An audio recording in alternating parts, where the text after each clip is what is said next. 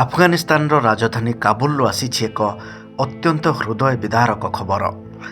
ସୋମବାର ରାତି ପ୍ରାୟ 9ଟା ସମୟରେ କାବୁଲର ଏକ ହସ୍ପିଟାଲ ଉପରେ ଏୟାର ଷ୍ଟ୍ରାଇକ୍ ବା ବିମାନ ଆକ୍ରମଣ ହୋଇଛି, ଯେଉଁଥିରେ ଶହ ଶହ ନିରୀହ ଜୀବନ ଚାଲିଯାଇଛି। ଆଫଗାନିସ୍ତାନ ସରକାରଙ୍କ ସୂଚନା ଅନୁଯାୟୀ କାବୁଲର ଉମିଦ ନିଶା ନିବାରଣ କେନ୍ଦ୍ର ଉପରେ ଏହି ଭୟଙ୍କର ଆକ୍ରମଣ ହୋଇଥିଲା।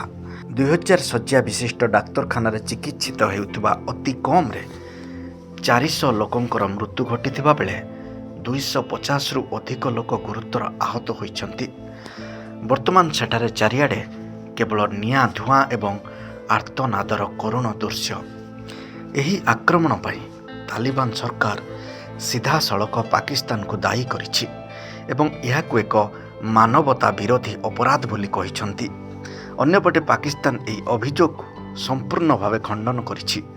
ପାକିସ୍ତାନର କହିବା ଅନୁଯାୟୀ ସେମାନେ କୌଣସି ହସ୍ପିଟାଲ ଉପରେ ଆକ୍ରମଣ କରିନାହାନ୍ତି, କେବଳ ଆତଙ୍କବାଦୀଙ୍କ ସାମରିକ ଘାଟି ଏବଂ ଭିତ୍ତିଭୂମିକୁ ଟାର୍ଗେଟ କରିଥିଲେ। ଭାରତ ମଧ୍ୟ ଏହି ଘଟଣାକୁ କଡ଼ା ନିନ୍ଦା କରିବା ସହ ଏହାକୁ ଏକ କାପୁରୁଷୋଚିତ ଏବଂ ବର୍ବରତାପୂର୍ଣ୍ଣ ହିଂସା ବୋଲି କହିଛି। ଗତ କିଛି ସପ୍ତାହ ଧରି ଆଫଗାନିସ୍ତାନ ଏବଂ ପାକିସ୍ତାନ ମଧ୍ୟରେ ଲାଗି ରହିଥିବା ସୀମା ବିବାଦ ଏବେ ଏକ ଭୟଙ୍କର ରୂପ ନେଇଛି। ଦୁଇ ଦେଶ ମଧ୍ୟରେ ଥିବା ଏହି ରାଜନୈତିକ ଏବଂ ସାମରିକ ବିବାଦ ଭିତରେ ପୁଣି ଥରେ ସାଧାରଣ ନିରୀହ ଲୋକଙ୍କୁ ନିଜ ଜୀବନ ହରାଇବାକୁ ପଡ଼ିଛି।